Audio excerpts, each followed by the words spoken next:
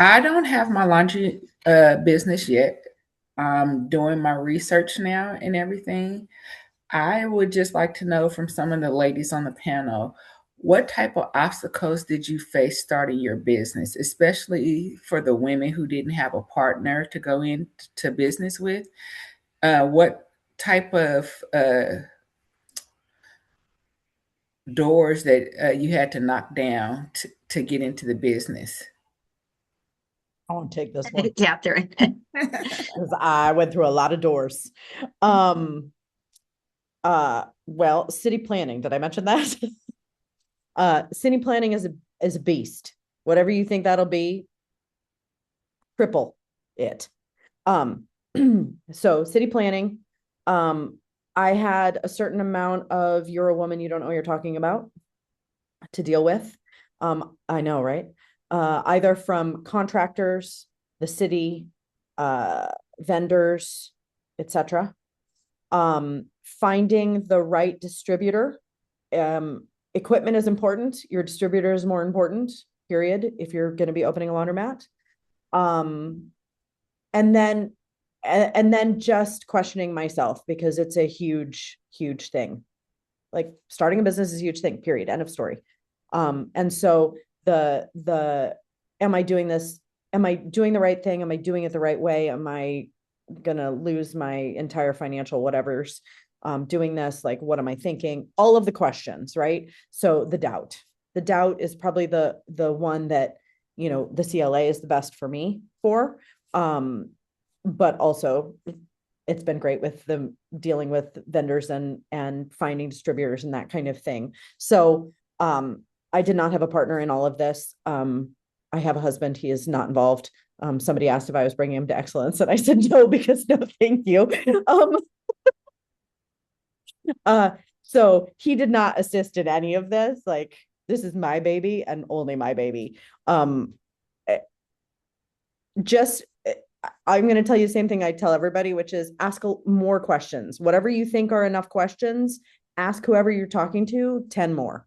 So if it's a distributor, a vendor, the planner, whoever, just keep asking questions.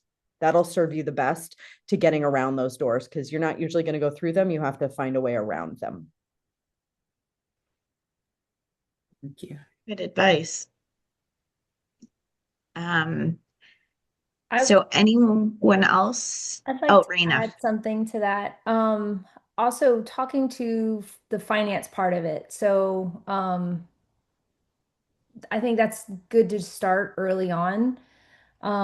Just getting what do I need? What do I like? What do I absolutely have to put in? And then what can I leverage? And I think that's you need that early on. And then Yeah, once you get your I've been researching that too, right? Mhm. Because um I have some rental properties, right? So I get asked different questions that men would never ask, right? Right. And it's like kind of tiring. So I know there's some uphill battles I have to deal with, but I'm trying to get ahead of those things. So that's why I'm trying to do my research on businesses. I've been stalking out laundromat businesses within an hour away from me just to see how they're set up and some things I may want to change, things of that sort. I already had a talk with Brian earlier today about question how do I vet a current laundromat business, right? So he gave me some good pointers that I'm going to go back and research as well. Lucretia, I put my email in chat. Feel free to reach out to me Okay. because I also am not, I own rentals. I'm not easy on paper to lend to. I went through the whole lending game. I did not pay outright for mine. And I learned a lot of things. I'd be happy to share them. I just don't want to go through all of it on here. So feel free to reach out to me. And that's true of any of you. Okay. Thank you. Yes, Yeah. because that's going to be my other uphill battle until I move those rentals out of my name to my LLCs, right? Because on Not paper, necessarily. Oh, Not then I really necessarily. need to talk to Yeah, you. we need to talk. Slow down. Okay. Like, we should talk. Yep. Okay. Thank you. Yeah, of course. See, connections, connections, connections. And asking questions. Yeah. Yes.